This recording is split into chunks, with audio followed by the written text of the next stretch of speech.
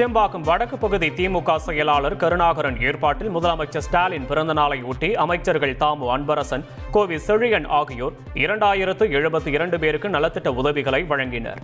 குரோம்பேட்டையில் செம்பாக்கம் வடக்கு பகுதி திமுக சார்பில் முதல்வர் ஸ்டாலின் பிறந்தநாளை முன்னிட்டு பொதுக்கூட்டம் மற்றும் நலத்திட்ட உதவிகள் வழங்கும் விழா நடைபெற்றது. திமுக நிர்வாகி கருணாகரன் ஏற்பாட்டில் நடைபெற்ற இந்த நிகழ்ச்சியில் அமைச்சர்கள் தாமு அன்பரசன், கோவி செழியன், திமுக எம்எல்ஏக்கள் கருணாநிதி, எஸ்.ஆர். ராஜா உள்ளிட்டோர் கலந்து கொண்டனர். விழாவில் 2072 பேருக்கு நலத்திட்ட உதவிகளை அமைச்சர்கள் இருவரும் வழங்கினர். தொடர்ந்து பொதுக்கூட்டத்தில் பேசிய அமைச்சர் தாமு அன்பரசன், பல திட்டங்களுக்கு மத்திய அரசு நிதி வழங்காமல் நிறுத்தி வைத்துள்ளதாக குற்றம் சாட்டினார்.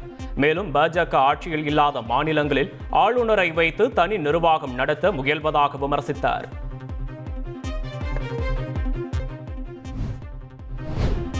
நிறைய ரூபாய் வர வேண்டிய ரூபாயெல்லாம் மோடி பூட்டி வச்சுங்க. வைத்திங் பிரைவேட் லிமிடெட் கம்பெனி ஆரம்பிக்கலாமா இல்ல பார்ட்னர்ஷிப்ல ஆரம்பிக்கலாமா? எது கன்ஃபியூஷன்?